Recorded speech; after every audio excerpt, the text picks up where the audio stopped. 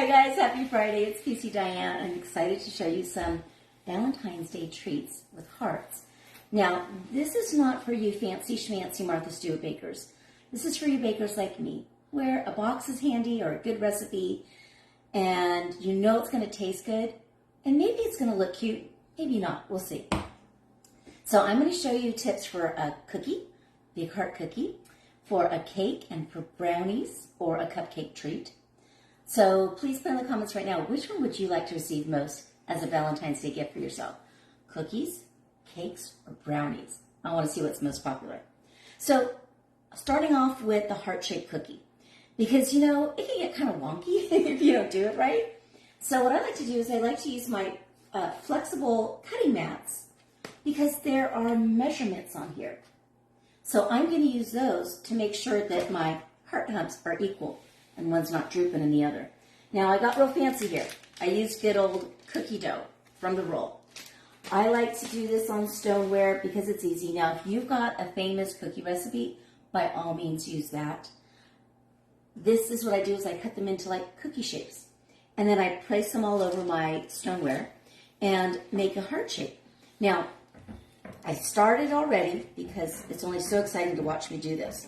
But I did put parchment paper down first. That's going to make it super easy to take the cookie off and move it. I will warn you, don't ever bake a cookie on your stone and leave it to cool completely. The sugars just stick to the stone and become crumbly. It's no bueno. I mean, it's still tasty, but you're not going to enjoy getting that cookie off that stone. So that's when parchment comes in really good. And a tip I learned recently was to roll up your parchment before you lay it down, or even wet it, depending on what you're making. Now, I didn't wet it for this one because I didn't want the cookie to bring on the moisture. Excuse me. I knew that might happen. So, roll up your parchment, then lay it down. It lays flat. If it's been in a roll, it's not going to roll back up, so you're going to really appreciate that tip. Cookie pizzas. Now, if you go on our website, go to my website, you'll see a whole bunch of delicious cookie pizza recipes. When I started with the Pampered Chef, the dessert pizza using a sugar cookie base was definitely the most popular. Hey guys, I should have known better. I am grabbing a cough drop so my throat doesn't get too dry and I don't cough through this whole class. Okay, so we're going to mush the cookie together. Oh, cookie pizzas. Have you ever had a brownie pizza? Just as good. Those are some of the things that just make stoneware so much better. Plus you've got the big round shape so that you can fit. Now what I did is I left some cookie dough over here to see where do I really need it. And then, because I know my heart is not going to come out too straight, I've got my flexible cutting mat to measure it and make it even better. So let's see how I did here. What I want to make sure is that this hump is about the same size as that hump. So how did I do? I can already tell one's bigger than the other. So that was about 5 inches. It's close. Actually, I did better than I expected. I still have a little dough down here, so I'll go ahead and mush them out. Of course, you might want your heart fatter on the edges or thinner. I just want it to come out looking like a heart. Now, doing this on stoneware, I'm going to tell you the difference about the new stoneware and the old stoneware. So I mentioned, okay, here's how this looks. Let me get this off my fingers.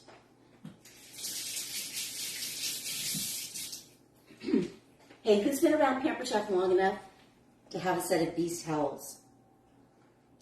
I'm going to say these were in the 90s, that this was a Valentine's item that we could purchase. Excuse me. Okay, so here's how my cookie looks. And I am using the medium stone. If I was using, oh, you guys, I already see where it's crooked. Hang on. Thought I got this right here.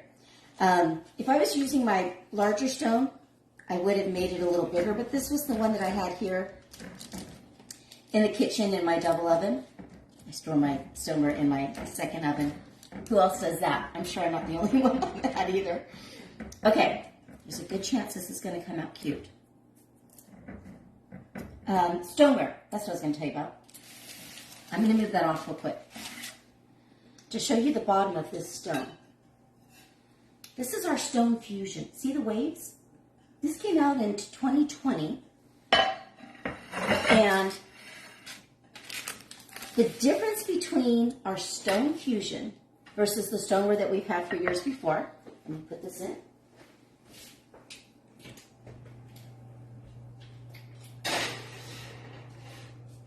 And that's only going to take about 18 minutes.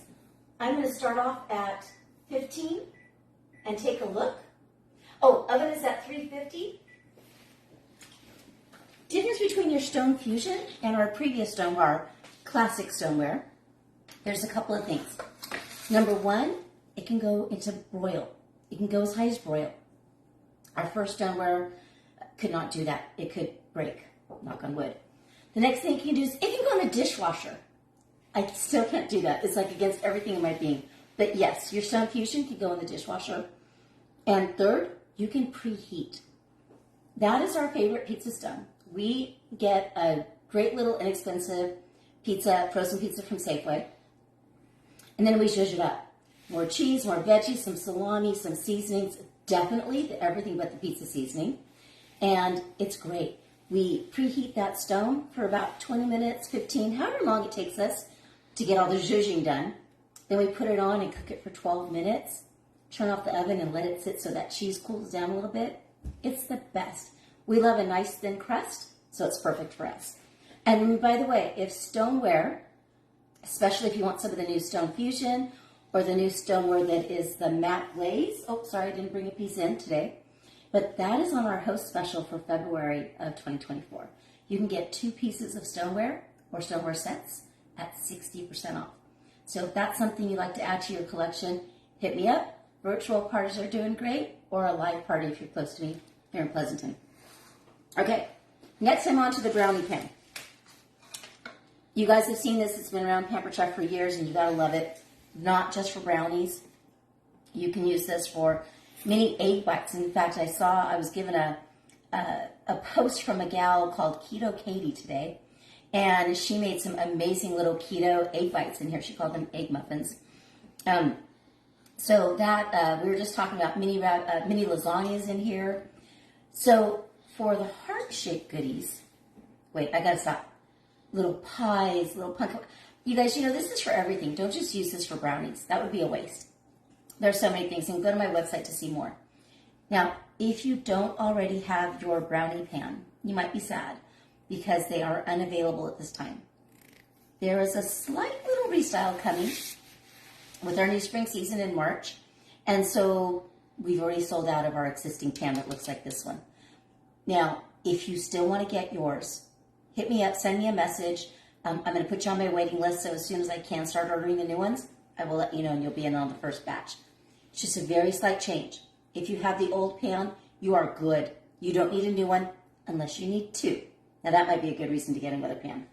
So, believe it or not, you can use these square cupcake. Right, we're used to these being circles. I should have left one without. We're used to these being round. But when you put them in a square pan and fill it with something, they become square. They bake up just fine. There is no such thing as a special cupcake liner for the brownie pan. Just use these.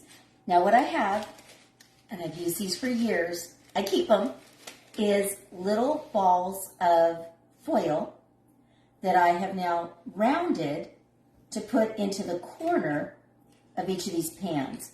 Now the reason there's chocolate chips in here is because I did not want to make another batch because we can only eat so many cakes and cupcakes, right? So I'm just giving you the idea. Once you fill this with your cake batter or brownie batter, it's going to bake into the shape of a heart. And I will tell you the best way to decorate them once they come out is I like to get my... Sorry, I should have told my cameraman I was doing that. Thanks, Dave, for being my cameraman. His payment for helping me with this is going to be that chocolate chip cookie. and some cake as well. Oops, this came off when I was trying to do it. Let's see if I can get that back on. So what I was going to show you, here we go, is with our decorating bags. Oh, my set doesn't want to open. I may have to give those to my cameraman. Here, babe. Because my favorite way to decorate the heart-shaped, did you get it? The heart-shaped cupcakes is by using, thank you, I'll show this one. This is our double. If you ever want to do the ombre color, this is the double bag. It's called a dual decorator. And so you could fill one side with one color, the other side with the other, but then they feed into the same couplet so that it will come out right here. And so what I like to do when I've got a heart shape is I just use, this is my favorite, I call this the no-fail tip. It's the open star, and I just go one way with the big swirl and the other way with the big swirl, and it comes together just beautifully. If you haven't seen the pictures of, actually I posted the pictures here in the group earlier, but I can post that again. But they're super easy to decorate, and I like to live by lots of sprinkles, you know, sprinkles. And then you can just put lots of that and decorate them up cute. But having a heart-shaped cupcake or brownie is so much easier than you think it is. So don't be scared. Just get your little foil balls, put them in the center, and there you go. Sometimes they may look, like if you look at this one looks a little squared off. It's going to be fine. Your frosting will make it look not so square. This one I did a little better on, it looks rounder. Just manipulate the little foil ball until it gets to the spot that you like. And it's so easy. So please let me know if you give these a try. I want to see your pictures. I really do want to see your pictures. So that is going to be your heart cupcake or brownie. Now, let me move on. Dave did get this open for me. Let me tell you a secret. Don't ever let your tips get into the sink without knowing that they're there. One of ours went down the disposal. It's gone. But again, it wasn't my favorite. That's all that's important, is it wasn't my favorite. Because here's my favorite, the big open star. And that's what I like to use to make a big swirl to frost your heart cupcakes. Okay, you want to know another trick? Here we go. This one I'm so proud of myself for sharing because I'm not a baker. And look, if you're not a baker, you know, we have plenty of other pans that you can use to make some beautiful treats. You can use the mini fluted pan. These are great little cakes, whether you're going to do a pumpkin cake, which is one of my favorites, or strawberry or cherry or red velvet or chocolate or vanilla. Whatever you have, it's going to work. Or go with a large muffin. Because when you make a large muffin cupcake, or mini cake, I'm going to say, you can make it look like this little, what do you call them, conversation hearts. And that's actually what's coming up next. But I wanted to show a couple of these pans so that you get other ideas of what you can do. Because once you grab the red and white and pink sprinkles and hearts and all those fun things, it's Valentine's. It doesn't matter what shape it is. Put the right colors on it, you're good. So these were two more pans I thought would be great for Valentine's Day. And the reason I'm doing Valentine's Day in January is so that you can get what you need in time to bake in it. We don't want to have any problems where you can't get what you want and your Valentine goes empty-handed, or you have to go spend 30 or 40 bucks on somebody else making that for you.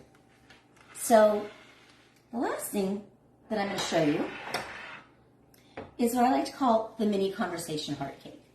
So I used a good old box cake of strawberry. It's really yummy because I had to eat the ends that I cut off. And I made these in our 6-inch set of 4 cake pans. Now what you need to know is how easy release these are. I did take a video as I was releasing them because I wanted to have it all decorated up and pretty before you guys saw. And so let me show you the other ones here. So I did all 4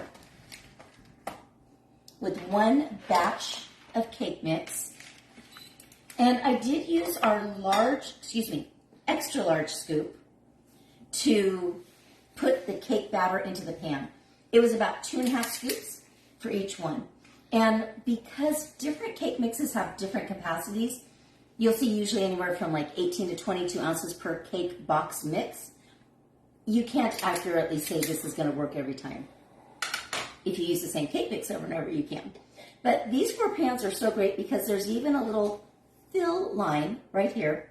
I'm not sure if that's too shiny to see, but the fill line is there, and that's 1 cup of batter. Actually, you can even see it on the outside. That might be easier.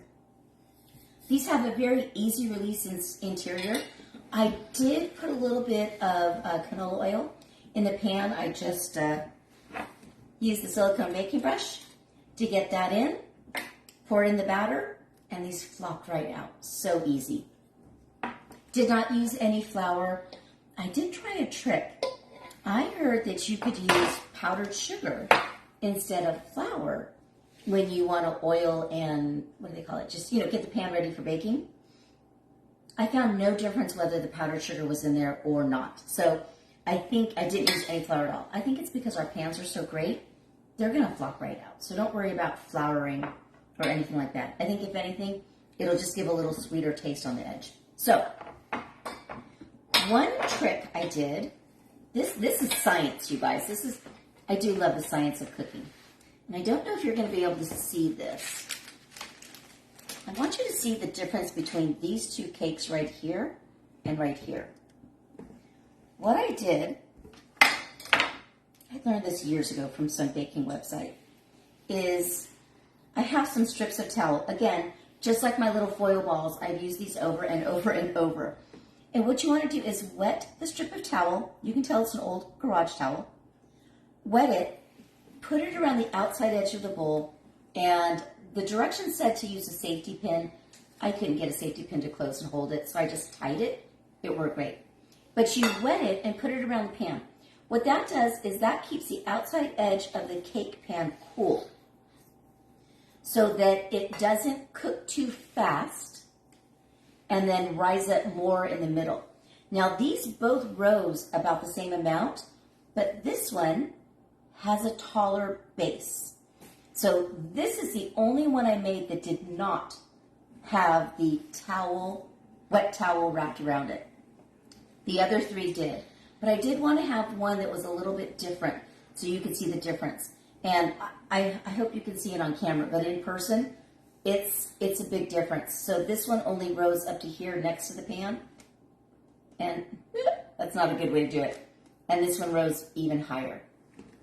I'd say it's about a 1/2 inch difference, but what that does is it not only makes the cake more even around the edge, but it makes it less tall in the middle.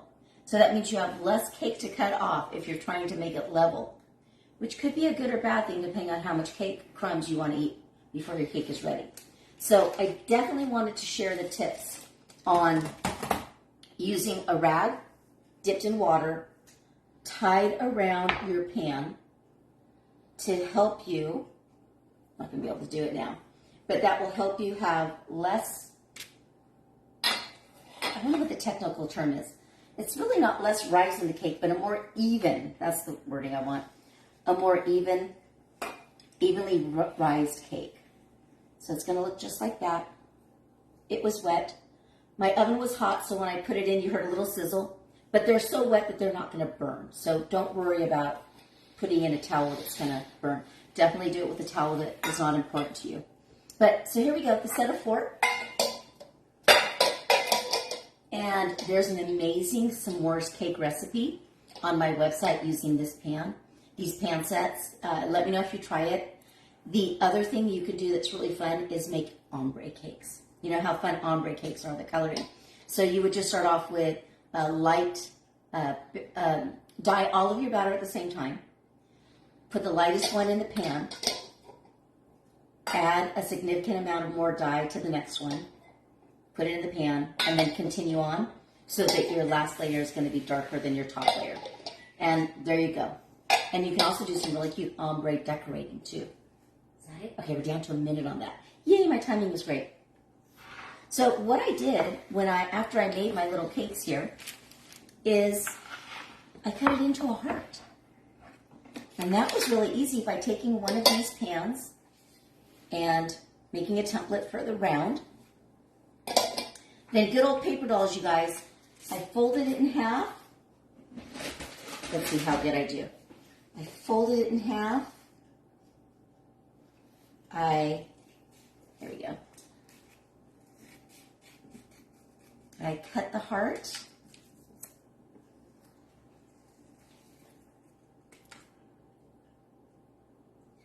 And actually I did it on the first try. I was pretty proud of myself.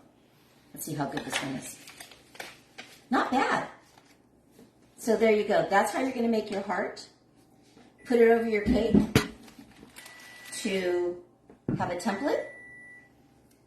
Cut it out. Use a very sharp knife when you cut it because you don't want to tear your cake. So use a really sharp knife or even a serrated knife to do that. Now, I already told you guys I'm not that great at decorating. So I just did a simple cream cheese frosting on there with the little red heart conversation hearts to make D squared. That's us, Dave and Diane. So that's our D squared heart with some little sprinkles along the edge. I did not frost the edge of the cake because I thought it looked cuter with the pink showing through. So this could be your super easy heart cake. You could put on there like little conversation hearts, be mine, or you could put, what's another good one? There's some funny ones. Oh, kiss me. That's the other one. What else can you do? So let me know. What's your favorite saying? Those hearts, they make them now in like, I think they even make sweet tart hearts. Those I would like better. Okay, I got something buzzing at me. Let me take a peek. Oh, more time. Okay, hang on.